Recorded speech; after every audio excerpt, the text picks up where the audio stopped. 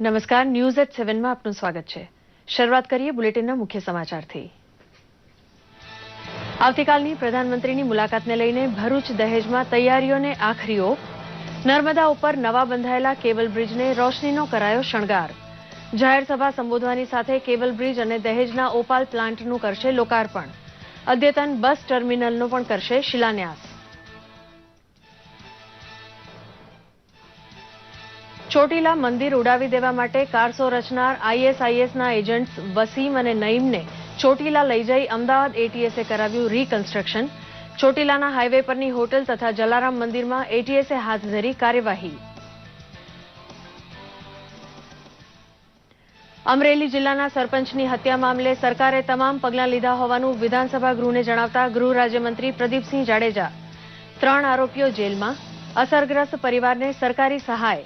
ગૃહમાં આજે પૂરક વિનિયોગ વિધેયક પણ થયું પસાર।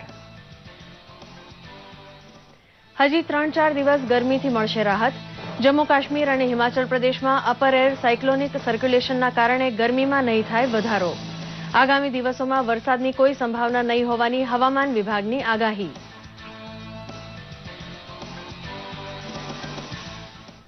તાપી નદીના શુદ્ધિકરણ માટે 900 કરોડના પ્રોજેક્ટની મુખ્યમંત્રીએ જાહેરાત કરતા સાર્થક બની મેરેથોન। રન ફોર સુરત જેવી ભાવના ગુજરાતની પ્રગતિ માટે કેળવવા સુરતવાસીઓએ લીધા શપથ। મુખ્યમંત્રીની હાજરીને લીધે મેરેથોનમાં થઈ જમાવટ। સંસ્કૃત ભાષાના વિકાસ અને વિસ્તાર માટે યોજાયેલા રાષ્ટ્રીય સંસ્કૃત સંમેલનનું યજમાન બન્યું જૂનાગઢ। દેવ ભાષાના પંડિતો દ્વારા 400થી વધુ સંશોધન પત્ર રજૂ થવાના હોવાથી સંસ્કૃત ચલણ વધારે તેવા નવા ઉપાયથી વાકેફ બનશે ગુજરાત।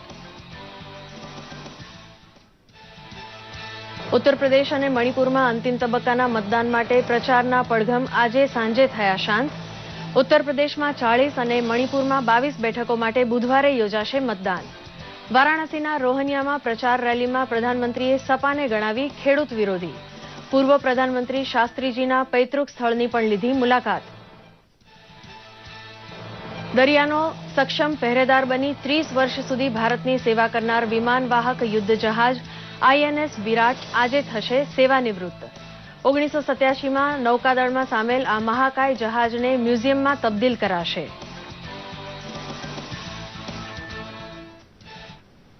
સમાચાર વિગતવાર। ઉત્તર પ્રદેશ વિધાનસભા ચૂંટણીના 7મા અને અંતિમ જ્યારે મણિપુરના બીજા અને છેલ્લા તબક્કા માટેના પ્રચારના પડઘમ આજે શાંત થઈ ગયા છે। અહીં બુધવારે મતદાન યોજાશે। આજે દિવસ દરમિયાન તમામ દિગ્ગજો અને સ્ટાર પ્રચારકોએ છેલ્લી ઘડીનો પ્રચાર કર્યો હતો। ઉત્તર પ્રદેશની 40 બેઠકો માટે ગાઝીપુર, વારાણસી, ચંદોલી, મિર્ઝાપુર, સંત રવિદાસ નગર, ભદોહી અને સોનભદ્રામાં કુલ 535 ઉમેદવારો ચૂંટણી મેદાનમાં ઉતર્યા છે, જેમાં 51 મહિલાઓ ઉમેદવાર છે। તો મણિપુરમાં પણ બીજા અને અંતિમ ચરણમાં મતદાન યોજાવાનું છે। 22 વિધાનસભા બેઠકો માટે 98 ઉમેદવારો મેદાને છે, જેમના ભાવિનો નિર્ણય 8 લાખથી વધુ મતદારો કરશે। વારાણસીમાં પ્રધાનમંત્રીના ચૂંટણી પ્રચારના ત્રીજા અને અંતિમ દિવસે પીએમ નરેન્દ્ર મોદીએ રોહનિયામાં ચૂંટણી સભાને સંબોધી હતી। તેમણે જણાવ્યું હતું કે જો દેશનો વિકાસ કરવો હશે તો સૌથી પહેલા ગામનો વિકાસ કરવો જ પડશે। આ સિવાય પ્રધાનમંત્રીએ અખિલેશની સરકાર પર આકરા પ્રહાર કરતા જણાવ્યું હતું કે ઉત્તર પ્રદેશની સરકાર ખેડૂત વિરોધી સરકાર છે। ફસલ વીમા યોજનાનો લાભ ખેડૂતો કેમ ન લઈ શક્યા? આ ઉપરાંત પીએમએ જણાવ્યું હતું કે યુપીની સરકાર પ્રદેશના યુવાનોની સાથે નોકરીના નામે છેતરપિંડી કરી રહી છે। મોદીએ કહ્યું કે દેશના ખેડૂતોના જીવનમાં પરિવર્તન જરૂરી છે। 2022 સુધી દેશના દરેક ગરીબ પરિવારને ઘર મળે તેવો તેમનો લક્ષ્યાંક છે।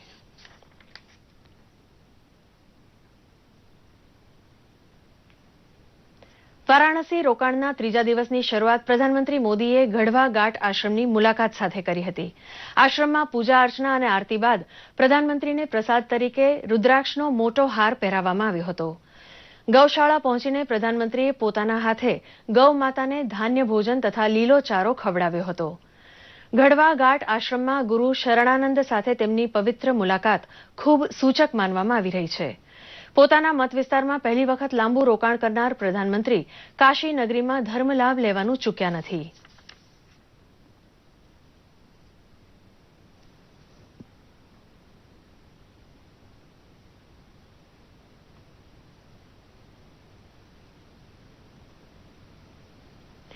વારાણસીના રોકાણ દરમિયાન પ્રધાનમંત્રી મોદીએ પોતાના મત વિસ્તારમાં રામનગર ખાતે આવેલા લાલબહાદુર શાસ્ત્રીજીના મકાનની મુલાકાતે જવાનું પસંદ કરી તેમની સ્મૃતિ જનમાનસમાં તાજી કરાવી હતી. રામનગર ચોકથી રોડ શો કરી પ્રધાનમંત્રીએ લાલબહાદુર શાસ્ત્રીની પ્રતિમાને પુષ્પમાળા અર્પણ કરી હતી. ત્યાંથી પ્રધાનમંત્રી મોદી શાસ્ત્રીજીના પૈતૃક નિવાસસ્થાને પહોંચ્યા હતા અને શાસ્ત્રીજીના સામાન્ય એવા ઘરમાં દિવાલ પર લટકાવાયેલા તેમના જીવનની પળોને રજૂ કરતા ફોટા નિહાળ્યા હતા.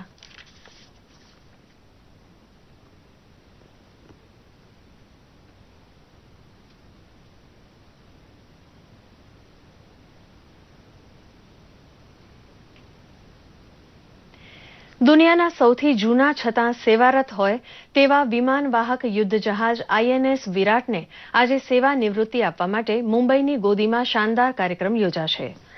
આ યુદ્ધ જહાજ સંભાળતી નૌકાદળ ટુકડી માટે આ ઘટના લાગણીસભર હશે. 30 વર્ષ સુધી દરિયામાં અવિરત રખેવાળી કર્યા બાદ નિવૃત્તિ પામી રહેલા INS વિરાટને સાંજે વિદાયમાન અપાય ત્યારે સંરક્ષણ મંત્રી મનોહર પર્રિકર સહિતના મહાનુભાવો હાજર રહેશે. રોયલ બ્રિટિશ નેવીમાં 27 વર્ષ ફરજ બજાવી ચૂકેલા આ જહાજને 1987માં ખરીદી લીધા બાદ ભારતે તેને વિરાટ નામ આપ્યું હતું. સેવા નિવૃત્ત થયેલા આ મહાકાય જહાજને મ્યુઝિયમમાં તબદીલ કરવાની તૈયારી ચાલી રહી છે. વડોદરા સુરત વચ્ચે ભરૂચમાં સર્જાતો ટ્રાફિક જામ હવે ભૂતકાળ બની જવાની તારીખ 7મી માર્ચ.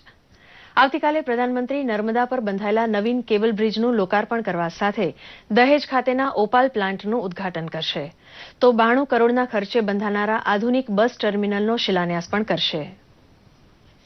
ભરૂચ ખાતે નર્મદા નદી પર બનેલા 1344 મીટર લાંબા કેબલ સ્ટેડ બ્રિજના લોકાર્પણને આડે એક જ દિવસ બાકી છે ત્યારે ગુજરાતના પનોતા પુત્ર નરેન્દ્ર મોદીના આગમન પહેલા જ આખા બ્રિજને તિરંગાની રોશનીથી શણગારાયો હતો.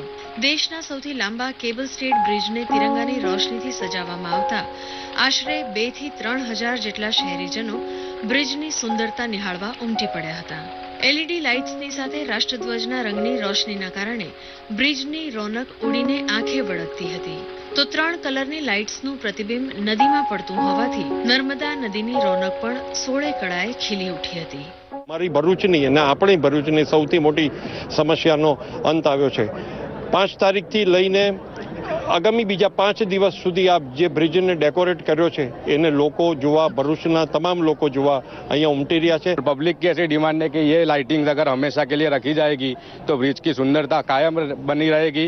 यहाँ पे मूवीज के शूटिंग का भी एक पहचान से और मेरे हिसाब से इंडिया का सबसे बेहतरीन ब्रिज ये माना जाएगा इसके बाद. और आज सच में गर्व होता है कि हम एक भरूची है और हमारे वहाँ ये ऐसा ब्रिज बन रहा है. ભરૂચનો કેબલ બ્રિજ જેનું ઉદ્ઘાટન માનનીય વડાપ્રધાન નરેન્દ્ર મોદીજી 7મી તારીખે કરવાના છે જે તમે નિહાળી રહ્યા છો અને આ બ્રિજથી અમારા ભરૂચમાં જે થતી ટ્રાફિકની સમસ્યાનો ઘણા હદ સુધી એનો નિકાલ આવી જશે અને અમે ઈચ્છીએ આજના દિવસે આ બ્રિજ પણ ખુલ્લો રાખ્યો છે ભરૂચની જનતા માટે અને અમે બધા ભરૂચવાસીઓ આ બ્રિજની ભેટથી ઘણા જ ખુશ છે અને અમે ચાહીશું કે માં નર્મદા પર આ બ્રિજ આવી રીતે જ અવિરતપણે ચાલુ રહે અને જેનાથી ટ્રાફિકની સમસ્યા જેનાથી સુરત અને ખાસ કરીને બરોડાના લોકો જે ઘણા પરેશાન થાય છે એ નહીં થાય. ભરૂચમાં કૃષિ યુનિવર્સિટીના મેદાન ખાતે મંગળવારે પ્રધાનમંત્રી નરેન્દ્ર મોદી રૂપિયા 379 કરોડના ખર્ચથી બનેલા કેબલ સ્ટેડ બ્રિજનું લોકાર્પણ કરશે. આ ઉપરાંત પ્રધાનમંત્રી દહેજ ખાતેના ONGCના ઓપેલ પ્લાન્ટનું પણ રિમોટ દ્વારા લોકાર્પણ કરી જનમેદનીને સંબોધિત કરશે જેને ધ્યાનમાં રાખીને શહેરમાં તમામ તૈયારીઓને આખરી ઓપ આપી દેવાયો છે. ઠેર ઠેર લોખંડી પોલીસ બંદોબસ્ત ખડકી દેવામાં આવ્યો છે.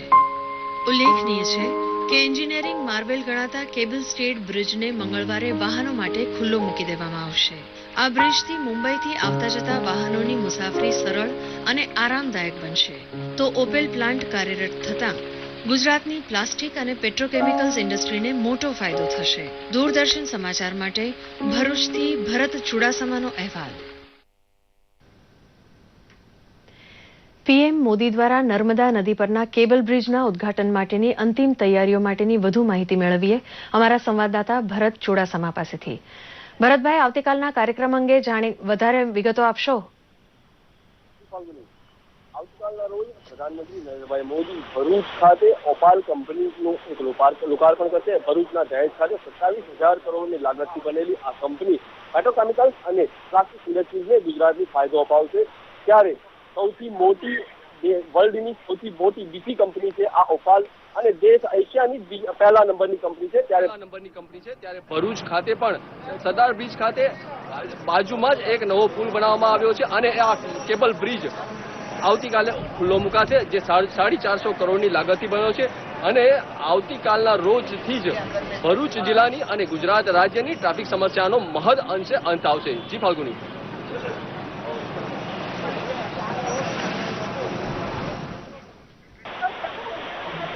હા ભરતભાઈ, તૈયારીઓ વિશે પણ વધારે માહિતી આપશો? ચોક્કસ જણાવ્યું તો ફાલ્ગુની, આવતીકાલના રોજ સવારે ઓપાલ ખાતે બપોરે 3 વાગે પ્રધાનમંત્રીજી ઓપાલનું લોકાર્પણ કરશે. ત્યારબાદ ભરૂચ ખાતે આવશે અને ભરૂચમાં પણ તૈયારીઓ પૂર્ણ કરી દેવામાં આવી છે. 70,000 વ્યક્તિઓ બેસી શકે અને શ્રોતાઓ બેસી શકે તેવી એક ડોમ બનાવવામાં આવ્યો છે. ત્યાં જ બાજુમાં પાર્કિંગની મોટી વ્યવસ્થા કરવામાં આવી છે. 3,000થી વધુ પોલીસ જવાનો તૈનાત કરી દેવાયા છે. 20 SP અને અન્ય PSI પીઆઈ પણ એવો સ્ટાફ તૈયાર કરવામાં આવ્યો છે. ત્યારે સુરક્ષાના પૂરેપૂરા બંદોબસ્ત કરવામાં આવ્યો છે. 28 જગ્યાઓ ઉપરથી કેમેરાથી અને વિવિધ એજન્સીઓ દ્વારા એનું ચેકિંગ હાથ ધરવામાં આવશે, અને કોઈ પણ શંકાસ્પદ વ્યક્તિ જણાય તેને તરત જ ડિટેઇન કરવામાં આવશે. જી ફાલ્ગુની. આભાર ભરતભાઈ. સમાચારોમાં આગળ વધીએ.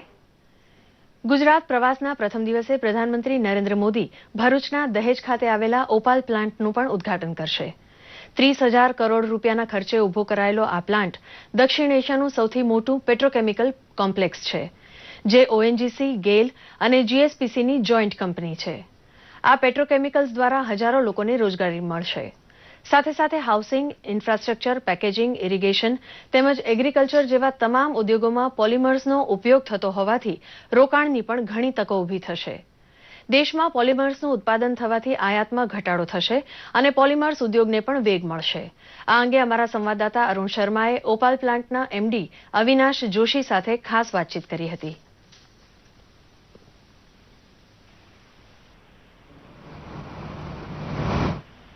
રોજગાર મળશે અને ડાઉનસ્ટ્રીમમાં અમે એક્સપેક્ટ કરીએ છીએ કે અરાઉન્ડ 20,000 લોકોને રોજગાર મળશે. ફીડસ્ટોક તરીકે દરેક ઇન્ડસ્ટ્રીમાં પોલિમર્સ યુઝ થાય છે, અને આપણે પોલિમરની જે અત્યારે દેશમાં પ્રગતિની જે ગ્રોથ રેટ છે એ ઘણી જ વધારે છે, અને આપણે આના પ્રોડક્શન આવવાથી ઇમ્પોર્ટમાં પણ ઘટાડો થશે અને પોલિમર્સના એક યુઝને એક વેગ મળશે. અને પોલિમરની આપણે વાત કરીએ તો એ ખૂબ એનર્જી અને વોટર એફિશિયન્ટ છે, અને આપણે જે ટ્રેડિશનલ મટીરિયલ આપણે વાપરીએ છીએ, લાકડું હોય કે ધાતુ હોય અથવા કાગળ હોય, એને આ રિપ્લેસ કરે છે.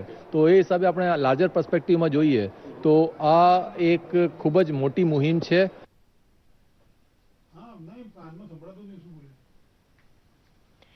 પ્રધાનમંત્રી દ્વારા ઓપાલ પ્લાન્ટનું કાલે ઉદ્ઘાટન થવાનું છે. ઉદ્ઘાટનની તૈયારીઓને આખરી ઓપ અપાઈ ગયો છે. ત્યારે વધુ માહિતી મેળવીએ અમારા સંવાદદાતા અरुण शर्मा પાસેથી. अरुण जी, कल के कार्यक्रम के लिए क्या क्या तैयारियां हुई हैं, जरा बताइए. જી, દૂરદર્શન ન્યૂઝ તમને આ લાઈવ ઇનપુટ આપી રહ્યો છે અને તમને બતાવવાની કોશિશ કરીએ કે સૌથી સટીક અને સૌથી વિશ્વસનીય કવરેજ જે વડાપ્રધાનની છે એ તમને બતાવવાની કોશિશ કરીએ છીએ.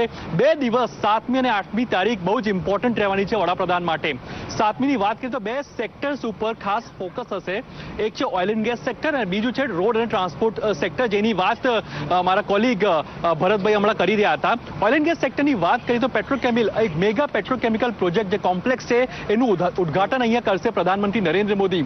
સૌથી ખાસ વાત એ છે કે 30,000 કરોડનું નિવેશ આ પ્રોજેક્ટમાં થયું છે અને લગભગ 20,000 રોજગારની જે વાત કરીએ તો આ રોજગાર ઉત્પન્ન થશે.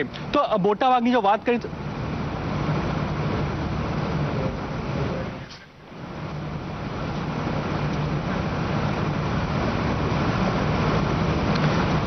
આ પ્લાન્ટની સ્પેશિયાલિટી શું છે, જણાવશો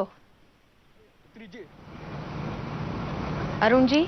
જી, સાચી વાત છે. આ પ્લાન્ટની સ્પેશિયાલિટીની જો વાત કરીએ તો આ પ્લાન્ટની સ્પેશિયાલિટીની જો વાત કરીએ તો પોલિમર્સની જો વાત કરીએ, પેટ્રોકેમિકલ્સની વાત કરીએ, અમારા જીવનમાં વપરાતી બધી વસ્તુઓ, મોબાઈલ ફોન હોય, ગાડીઓ હોય, સ્કૂટર હોય, કેમેરો હોય, તમે જે કોઈની બી વાત કરો, પોલિમર પ્લાસ્ટિક્સનું વધારે ઉપયોગ થાય છે.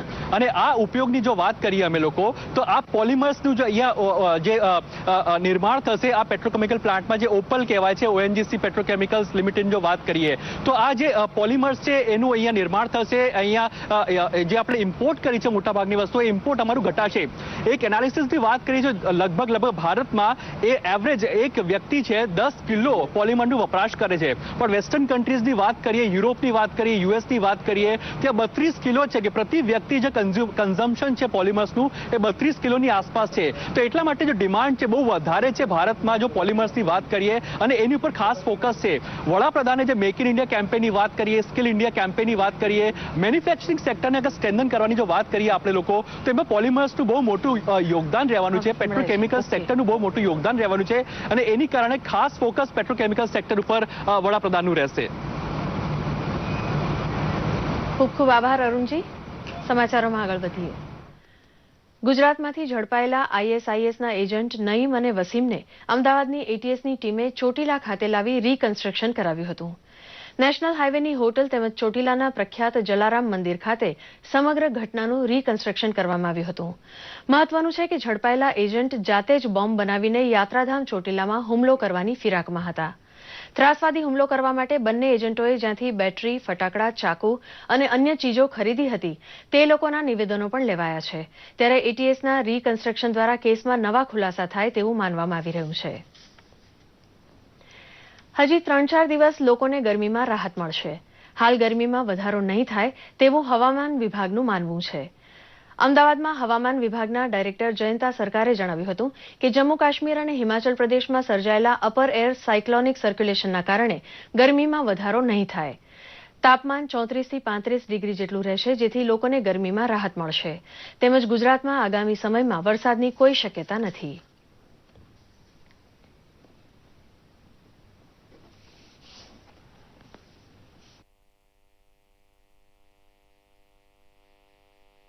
अभी जो अगले 3-4 दिनों में क्योंकि एक वेस्टर्न डिस्टर्बेंस का इम्पैक्ट रहेगा मेनली जम्मू एंड कश्मीर हिमाचल प्रदेश में, तो हम एक्सपेक्ट करते हैं कि पूरा गुजरात स्टेट में गर्मी का इतना प्रकोप नहीं रहेगा और बारिश का कोई संभावना नहीं है. ये जो टेम्परेचर जो है जो 3-4 दिन पहले कोस्टल एरियाज और सौराष्ट्र में जो हीट वेव जैसा सिचुएशन पैदा हुआ था वो होने का भी संभावना नहीं है. તાપી નદીના શુદ્ધિકરણ માટે સુરતના નાગરિકો દ્વારા ઐતિહાસિક મેરેથોનનું આયોજન કરવામાં આવ્યું હતું.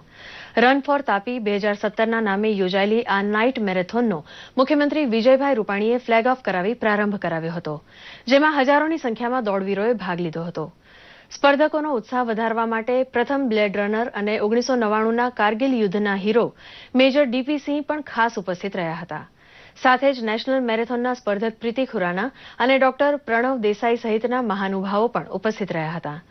મેરેથોનના રૂટને 18 વેલકમ ગેટથી તૈયાર કરવામાં આવ્યો હતો.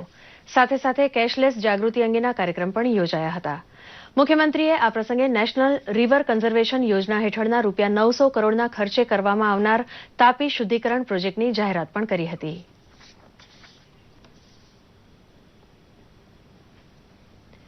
સંસ્કૃત ભાષાના વિકાસ અને વિસ્તાર માટે સૌરાષ્ટ્ર યુનિવર્સિટી સંસ્કૃત અધ્યાપક પરિષદ દ્વારા જૂનાગઢ સ્વામિનારાયણ મંદિરના યજમાન પદે આંતરરાષ્ટ્રીય સંસ્કૃત સંમેલનનું આયોજન કરવામાં આવ્યું હતું. દેશ વિદેશથી આવેલા દેવ ભાષાના પંડિતોએ 400 જેટલા સંશોધન પત્ર રજૂ કરી આ પ્રાચીન અને સમૃદ્ધ ભાષાને વિશ્વ સ્તરે લઈ જવા પ્રતિબદ્ધતા વ્યક્ત કરી હતી.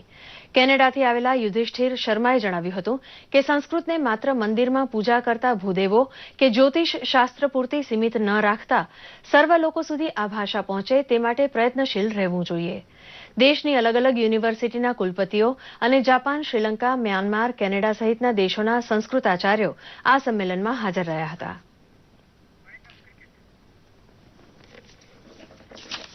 भांगमय में विविध संवर्ग हैं, जैसे उसमें वेद हैं, पुराण है, स्मृति है, व्याकरण है, साहित्य है. उन सभी में जो वैज्ञानिक तथ्य है उनको उठाना है और उठा करके राष्ट्र के विकास में इनके किस तरह हम प्रयोग कर सकते हैं, इसके उद्देश्य से राष्ट्रीय संस्कृत सम्मेलन का आयोजन किया गया है. ક્રિકેટ. ઓસ્ટ્રેલિયા સામેની બીજી ટેસ્ટ મેચના ત્રીજા દિવસના અંતે ભારતે બીજી ઇનિંગમાં 4 વિકેટે 213 રન બનાવી લીધા છે. ચેતેશ્વર પુજારા 79 અને અજિંક્ય રહાણે 40 રને અણનમ રહ્યા હતા. ઓસ્ટ્રેલિયાની ટીમ પ્રથમ ઇનિંગમાં 276 રનમાં ઓલ આઉટ થઈ ગઈ હતી. ભારતીય ટીમ પ્રથમ ઇનિંગમાં 189 રનમાં ઓલ આઉટ થઈ હતી, જ્યારે બીજી ઇનિંગમાં ભારતે 126 રનની લીડ મેળવી લીધી છે. ભારતને પ્રથમ ઝટકો અભિનવ મુકુંદના રૂપમાં લાગ્યો હતો. અભિનવ 16 રને હેઝલવુડની ઓવરમાં બોલ્ડ થયો હતો. ત્યારબાદ લોકેશ રાહુલ 51 રને ઓફીકની ઓવરમાં સ્મિથને કેચ આપી બેઠો હતો, તો કપ્તાન વિરાટ કોહલી પણ 15 રને હેઝલવુડની ઓવરમાં એલબીડબ્લ્યુ આઉટ થયા હતા. રવિન્દ્ર જાડેજા પણ 2 રને હેઝલવુડની ઓવરમાં બોલ્ડ થયો હતો. આ સાથે ન્યૂઝ એટ 7 સમાપ્ત કરીએ છીએ. નમસ્કાર. હવે જોઈએ આજના વિધાનસભા સમાચાર. ગુજરાત વિધાનસભામાં આજે પ્રથમ કલાક પ્રશ્નોત્તરી કાળનો હતો, જેમાં મહેસૂલ, શિક્ષણ, પંચાયત, ગ્રામ વિકાસ, વન અને પ્રવાસન વિભાગના પ્રશ્નોની ગૃહમાં ચર્ચા થઈ હતી. દરમિયાન તાજેતરમાં અમરેલી તાલુકામાં વરસડા ગામમાં દલિત સરપંચની જાહેરમાં થયેલી હત્યા અંગે કોંગ્રેસના ધારાસભ્ય શૈલેષ પરમારે તાકીદની જાહેર અગત્યની બાબત સંદર્ભમાં પ્રશ્ન પૂછ્યો હતો. રાજ્યકક્ષાના ગૃહમંત્રી પ્રદીપસિંહ જાડેજાએ તેનો જવાબ આપતા જણાવ્યું હતું કે આ ઘટનામાં સરકારે સખતાઈથી પૂરા પગલાં લીધા છે અને આમાં સંડોવાયેલા 3ને જેલના સળિયા પાછળ ધકેલી દેવામાં આવ્યા છે. એટલું જ નહીં, અસરગ્રસ્ત પરિવારને સરકાર તરફથી પૂરી સહાય પણ કરવામાં આવી છે. આ ઉપરાંત નાયબ મુખ્યમંત્રી નીતિનભાઈ પટેલે ગુજરાત પૂરક વિનિયોગ વિધેયક સભાગૃહમાં રજૂ કર્યું હતું. આ વિધેયકમાં કોંગ્રેસના 5 ધારાસભ્યો નિરંજનભાઈ પટેલ, મહેન્દ્રસિંહ ચાવડા, ગોવરભાઈ રબારી, બલવંતસિંહ રાજપૂત અને હીરાભાઈ પટેલે ચર્ચા હાથ ધરી હતી. ચર્ચાના અંતે નીતિનભાઈ પટેલે જણાવ્યું હતું કે વાઇબ્રન્ટ ગુજરાત સફળતાપૂર્વક ચાલે છે અને દેશ વિદેશમાંથી મોટા પ્રમાણમાં મૂડીરોકાણ આવે છે. વાઇબ્રન્ટ ગુજરાતમાં ઉદ્યોગોની સાથે સેવાકીય ક્ષેત્ર અને શિક્ષણ ક્ષેત્ર પણ સંકળાયેલા છે. અનેક લોકોને આ ક્ષેત્રે રોજગારી મળે છે. સરકાર પર્યાવરણની કાળજી રાખીને જ ઉદ્યોગોને મંજૂરી આપે છે. નાયબ મુખ્યમંત્રી અને નાણામંત્રીના પ્રત્યુત્તર બાદ પૂરક વિનિયોગ વિધેયક પસાર કરવામાં આવ્યું હતું. ત્યારબાદ અંદાજપત્ર પર સામાન્ય ચર્ચાના આજના બીજા દિવસે ભાજપા અને કોંગ્રેસના ધારાસભ્યોએ ચર્ચામાં ભાગ લીધો હતો. કોંગ્રેસના ધારાસભ્ય શૈલેષ પરમારે જણાવ્યું હતું કે ગુજરાતના દેવામાં દિન પ્રતિદિન વધારો થતો રહ્યો છે. ભાજપના આરએમ પટેલે જણાવ્યું હતું કે રાજ્યમાં આરોગ્ય ક્ષેત્રે હરણફાળ વિકાસ થયો છે. સરકારે બજેટમાં આરોગ્ય માટે 8,800 કરોડની જોગવાઈ કરી છે. કોંગ્રેસના મહેન્દ્રસિંહ બારૈયાએ જણાવ્યું હતું કે આ સરકારમાં ગરીબો, ખેડૂતો અને યુવાનોનો વિકાસ નથી થયો, પરંતુ મૂડીવાદી ઉદ્યોગપતિઓનો જ વિકાસ થયો છે. ભાજપના કેતનભાઈ ઈમાનદારે જણાવ્યું હતું કે આ સરકારે દરિયાઈ જીવસૃષ્ટિના રક્ષણ માટે 118 કરોડ બજેટમાં ફાળવ્યા છે. ભાજપના ગોવિંદભાઈ પટેલે જણાવ્યું હતું કે સરકારે અનેક યોજનાઓ થકી ગ્રામ પંચાયતોને સદ્ધર અને સમૃદ્ધ કરવાનો પ્રયાસ કર્યો છે.